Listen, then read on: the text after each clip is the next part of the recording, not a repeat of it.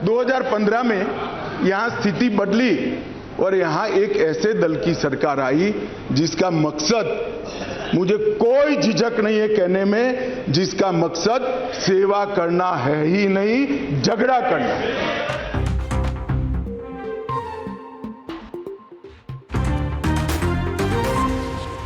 जय हिंद दोस्तों, मैं हूं नितिश मिश्रा और आपका स्वागत करता हूं डेवलपमेंट डायरीज के इस नए एपिसोड में, जिसमें हम आज डिस्कस करने वाले हैं होम मिनिस्टर श्री अमित शाह द्वारा लाए गए the government of national capital territory of Delhi amendment bill 2023, जिसे हम शॉर्ट में GNCTD बिल भी कह सकते हैं, के बारे में, जो कि 1 अगस्त को लोकसभा में प्रपोज किया गया और 3 अगस्त को ये पास भी हो चुका है। और हम ये समझने की कोशिश करेंगे कि क्या इस बिल का बैकग्राउंड है, आखिर क्यों इस बिल से दिल्ली गवर्नमेंट नाराज़ है, इस बिल की ज़रूरत ही क्यों पड़ी, सुप्रीम कोर्ट का इस पर क्या कहना है और दिल्ली के लोगों पर इसका क्या इम्पैक्ट पड़ सकता है, और भी बहुत कुछ। हम आगे बढ़ें इससे पहले मैं आपसे ये कहना चाहता हूँ कि ये वीडियो आपके और मेरे विचारों को साझा करने का एक मीडियम है, तो अगर आपके कुछ भी विचार इस विषय पर है तो मुझे कमेंट करके ज़रूर बताएं। आइए समझते हैं ये बिल क्या है और इसकी ज़रूरत क्यों पड़ी। The government of national capital territory of Delhi act सबसे पहले 1991 में इंट्रोड्यूस किया गया था, जो दिल्ली के गवर्नमेंट इंस्टीट्यूशंस के कामकाज और व्यवस्था को निर्धारित करता है। और इसमें विधानसभा की शक्तियाँ, LG के विशेष अधिकार और मुख्यमंत्री को LG को प्रोवाइड की जाने वाली इन्फॉर्मेशन का जिक्र है। करंट होम मिनिस्टर द्वारा पेश किया गया बिल इसका ही एक अमेंडमेंट है।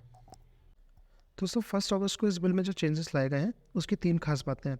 पहला, national capital civil service authority की स्थापना करना, जिसमें 3 मेंबर होंगे, जो कि हैं chief minister of Delhi, chief secretary of Delhi, principal home secretary of Delhi. और ये अथॉरिटी LG को, यानी कि उप राज्यपाल को, फर्स्ट क्लास ऑफिसर्स की पोस्टिंग, ट्रांसफ़र या उनके अगेंस्ट डिसिप्लिनरी एक्शन लेने के लिए रिकमेंडेशन दे सकती है। LG इस रिकमेंडेशन पर फाइनल डिसीजन ले सकते हैं, और अगर इस अथॉरिटी और LG के बीच में डिसीजन को लेकर कोई मतभेद होता है तो LG का डिसीजन इसमें फाइनल माना जाएगा। दोस्तों, इस बिल का सेकंड पॉइंट है कि ये बिल LG को एकाधिकार प्रोवाइड करता है कि वो अन्य मुद्दों के अलावा दिल्ली विधानसभा को बुला सकता है, स्थगित कर सकता है या फिर भंग भी कर सकता है। वहीं अगर बात करें इसके थर्ड पॉइंट की, तो ये बिल मिनिस्ट्री के चीफ सेक्रेटरीज को किसी भी मामले को LG, चीफ मिनिस्टर और चीफ सेक्रेटरी के संज्ञान में लाने के लिए अधिकृत करता है, जो दिल्ली सरकार को केंद्र सरकार के साथ विवाद में ला सकता है। आइए समझते हैं इस बिल की ज़रूरत क्यों पड़ी। 2015 में जब आम आदमी की पार्टी की सरकार दिल्ली में थी, तब होम मिनिस्ट्री एक नोटिफिकेशन जारी करती है जिसमें दिल्ली गवर्नमेंट की सर्विसेज को कम करते हुए बहुत सारे राइट्स LG को दे दिए जाते हैं। आम आदमी पार्टी इस नोटिफिकेशन के अगेंस्ट दिल्ली हाई कोर्ट में जाती है और 2016 में Delhi high court central government के नोटिफिकेशन को सही बताते हुए LG को दिए गए राइट्स को सही ठहराती है। आम आदमी पार्टी इस मुद्दे को सुप्रीम कोर्ट में उठाती है और 2018 में सुप्रीम कोर्ट दिल्ली गवर्नमेंट के फेवर में फैसला सुनाते हुए कहता है कि LG को दिल्ली गवर्नमेंट के सहयोग और उनकी एडवाइस से काम करना चाहिए।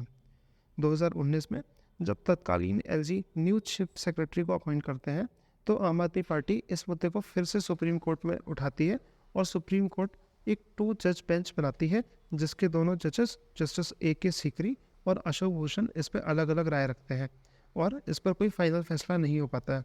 2021 में सेंट्रल गवर्नमेंट इस बिल में एक और अमेंडमेंट लाती है, जिसमें दिल्ली गवर्नमेंट का कई सारे मुद्दों पर LG का कंफर्मेशन लेना अनिवार्य हो जाता है। आम आदमी पार्टी फिर इस बिल को सुप्रीम कोर्ट में चैलेंज करती है और 2023 में सुप्रीम कोर्ट एक बार फिर फैसला सुनाते हुए अरविंद केजरीवाल की गवर्नमेंट को सही ठहराती है और 1 अगस्त 2023 में सेंट्रल गवर्नमेंट फिर से इस बिल में अमेंडमेंट्स लेकर आई है। कुल मिलाकर अगर मैं बात करूं तो 2015 के बाद से करंट दिल्ली गवर्नमेंट और सेंट्रल गवर्नमेंट के बीच हो रहे पावर क्लैशेस इस बिल को लाने की प्रमुख वजह समझ में आते हैं। और अगर मैं अमित शाह जी के वर्ड्स को कोट करूं, जो उन्होंने लोकसभा में कहा है, तो आम आदमी पार्टी के आने से पहले दिल्ली में जो भी गवर्नमेंट रही हो, चाहे BJP या कांग्रेस की, या फिर सेंट्रल गवर्नमेंट में जो भी गवर्नमेंट रही हो, चाहे BJP या कांग्रेस की, उनमें आपसी मतभेद नहीं हुए हैं, पर आम आदमी पार्टी की सरकार आने के बाद से ये स्थिति बदल गई है। दिल्ली सरकार इस बिल का विरोध कर रही है क्योंकि यह बिल दिल्ली सरकार को कमज़ोर कर देगा और दिल्ली के उपराज्यपाल को बहुत अधिक शक्ति देगा।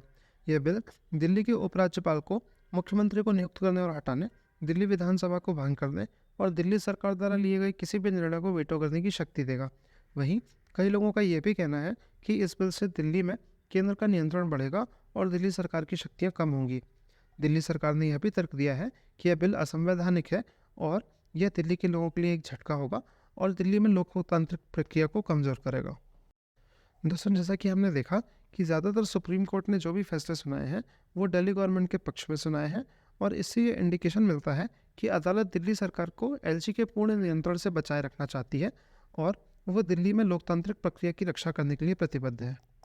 दोस्तों, इस बिल का असर दिल्ली के लोगों पर ज़रूर हो सकता है, जैसे कि इस बिल के आ जाने से लोकतांत्रिक नियंत्रण में कमी आ सकती है। बिल दिल्ली के उपराज्यपाल को लोगों द्वारा चुनी हुई सरकार से अधिक शक्ति देगा, जिससे शहर पर लोकतांत्रिक नियंत्रण में कमी हो सकती है। इससे दिल्ली के लोगों को अपने निर्वाचित प्रतिनिधियों को जवाबदेह ठहराना मुश्किल हो सकता है। वहीं दूसरी ओर ये बिल दिल्ली में कम प्रभावी शासन का कारण बन सकता है। उपराज्यपाल की बढ़ी हुई शक्ति से निर्णय लेने में देरी और बाधाएं आ सकती हैं, जिससे शहर के सामने आने वाली चुनौतियों से निपटना मुश्किल हो सकता है।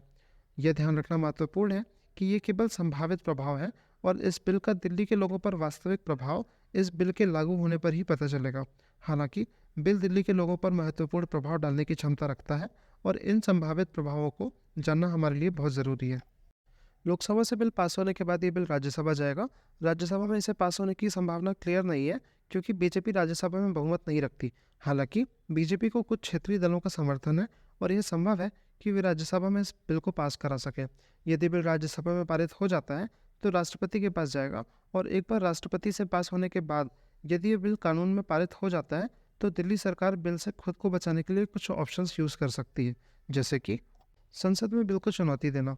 केजरीवाल सरकार संसद में बिल को चुनौती दे सकती है और ये संभव है कि सुप्रीम कोर्ट बिल को असंवैधानिक घोषित कर दे। वहीं दूसरी ओर केंद्र सरकार से इस बिल में कुछ बदलाव करने के अनुरोध किए जा सकते हैं और यह संभव है कि केंद्र सरकार उनकी मांगों को मान ले। वहीं इसके अलावा केजरीवाल सरकार दिल्ली हाई कोर्ट में इस बिल को फिर से चुनौती दे सकती है और यह संभव है कि हाई कोर्ट बिल को असंवैधानिक घोषित कर दे। दोस्तों, यह महत्वपूर्ण है कि केजरीवाल सरकार के लिए ये कुछ उपलब्ध विकल्प हैं।